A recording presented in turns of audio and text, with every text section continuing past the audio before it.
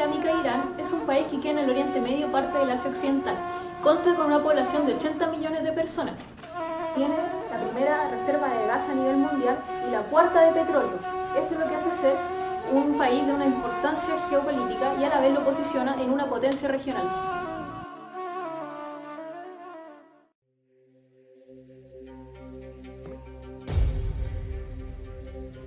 Tras décadas de conflictivas negociaciones entre Irán y la Organización Internacional de Energía Atómica, e incluso con graves crisis diplomáticas de por medio entre Irán y Estados Unidos, es que nos lleva a cuestionarnos por los factores que generaron el éxito del acuerdo nuclear del año 2015 entre Irán y los países que componen el Consejo de Seguridad de la ONU más Alemania. ¿Tendrá repercusiones favorables o desfavorables para el sistema internacional y la región del Medio Oriente?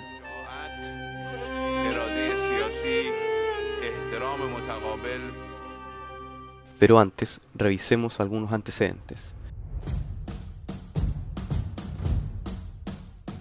El programa nuclear de Irán tiene sus orígenes durante la Guerra Fría, a fines de los años 50, con el auspicio de Estados Unidos, y en el marco de acuerdos bilaterales entre ambos países.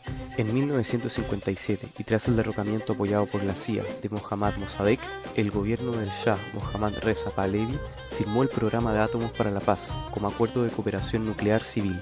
Así, Irán se convertía en un actor aliado de Estados Unidos, estableciendo y equipando un centro de investigación nuclear en Teherán. Es más, en 1967 y 1970, Irán ratificó tratados de no proliferación nuclear, usando esta ciencia solo para la generación de energía.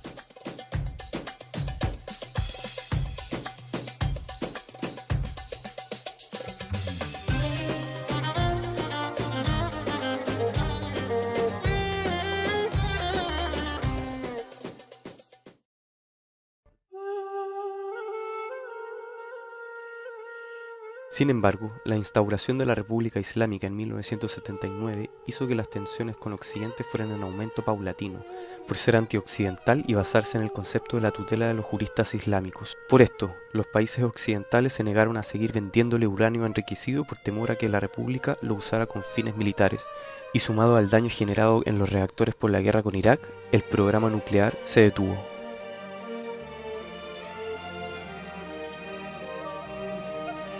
Años después, en 1995, Irán consiguió comprar el elemento químico a Rusia y luego a China, a pesar de las presiones de Estados Unidos. En efecto, en el año 2002, un disidente iraní reveló la existencia de instalaciones de enriquecimiento de uranio en Arak, al oeste del país, haciendo que la Organización Internacional de Energía Atómica les obligara a informar sus experimentos con uranio y plutonio. Con todo esto, Irán terminó transformándose en un actor opositor a la hegemonía de Estados Unidos y sus aliados, creando un tenso escenario en el Medio Oriente.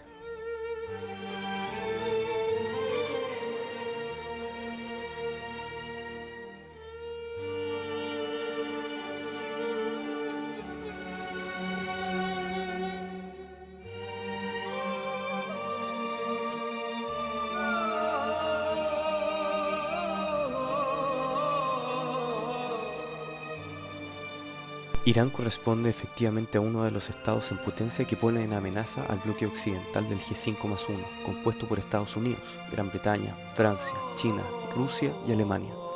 Esto se explica por la carrera de energía nuclear que ha tenido el país desde 1957 hasta hoy, y por el giro político por la revolución de 1979, que finalmente quebró los lazos económicos y políticos que tenía con Estados Unidos y sus aliados.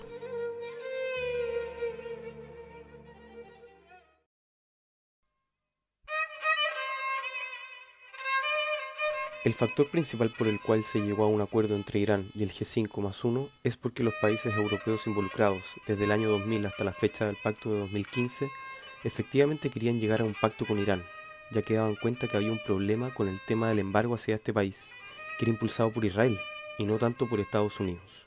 En este sentido, empresas europeas se iban a instalar en Irán y Estados Unidos iba a quedar fuera de este mercado. Por lo tanto, como Estados Unidos había entrado en contradicción con Israel, aceptó porque no iba a ir contra sus propios intereses.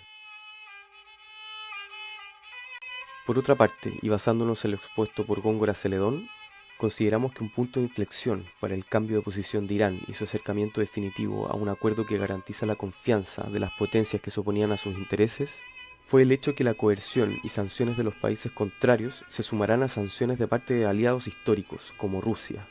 lo que crea un efecto persuasivo mucho más potente que en el caso de venir de países con los que las relaciones políticas y económicas ya estaban deterioradas. No podemos dejar atrás el importante rol de las diferencias culturales e identitarias que juegan en este conflicto, debido a que, desde la revolución de 1979, Irán toma una postura marcadamente nacionalista, antiimperialista y antisionista. El régimen promovió e impulsó hasta el día de hoy el apoyo financiero, político y armamentístico, tanto a los grupos de resistencia nacionalista árabes como a regímenes que fueran cercanos a los principios iraníes. Claramente, estas posturas han ido disminuyendo o radicalizándose, según las posturas que asuma el propio presidente iraní. Ante esto, tomaremos para nuestro análisis el enfoque del autor Samuel Huntington, que introduce el concepto de identidad en el paradigma neorrealista. Huntington afirma que la violencia entre estados y grupos procedentes de civilizaciones diferentes puede aumentar e intensificarse cuando otros estados y grupos pertenecientes a esas mismas civilizaciones acudan en apoyo de uno de sus países afiliados.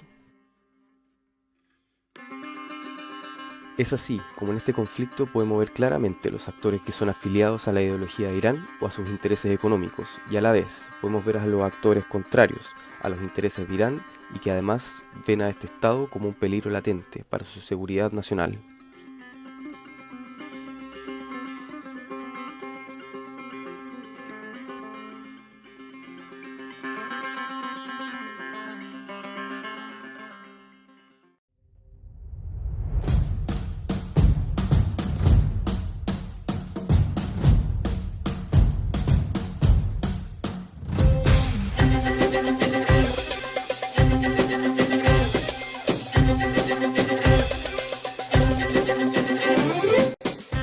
La llegada a acuerdos internacionales es posible cuando estos responden a intereses de los estados involucrados, principalmente cuando se involucra su seguridad y supervivencia.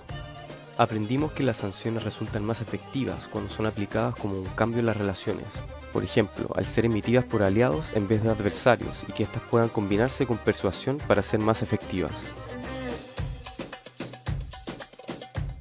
Por otra parte, podemos entender el peso de los intereses económicos y el temor frente a otros en el desarrollo de los conflictos internacionales, así como la relevancia en la naturaleza interna de los estados, que puede cambiar a raíz de procesos como la revolución de 1979 en Irán, generando como consecuencias cambios en el sistema.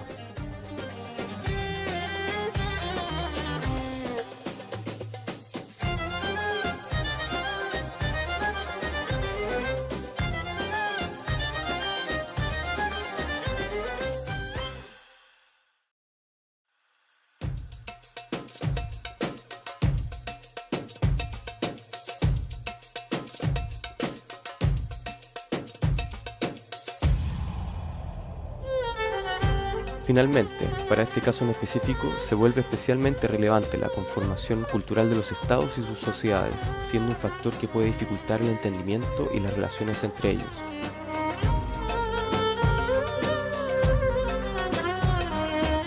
Pero los tratados y acuerdos internacionales ayudan a tener relaciones de entendimiento, siguiendo un camino para la estabilidad del sistema internacional.